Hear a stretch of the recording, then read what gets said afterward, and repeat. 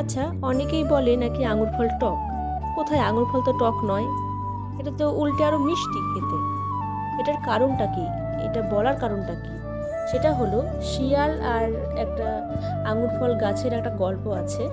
অনেকেই জানেন, অনেকে আবার জানেন না, তাদের জন্য বলি।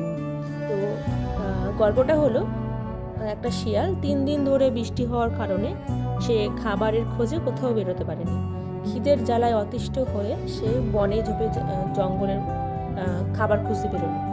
তখনই সে সেই ঝোপের পাশেই একটা আঙুর গাছ দেখতে পায়, যেখানে প্রচুর পাকা আঙুর ঝুলছে। তো খিদের জ্বালায় সেই আঙুর খেয়েই পেট ভরাবে বলে শিয়ালটি মনস্থির করল। কিন্তু গাছের এত উপরে আঙুর ফলের থোকাগুলো ছিল যে সে নাগালি পেল না।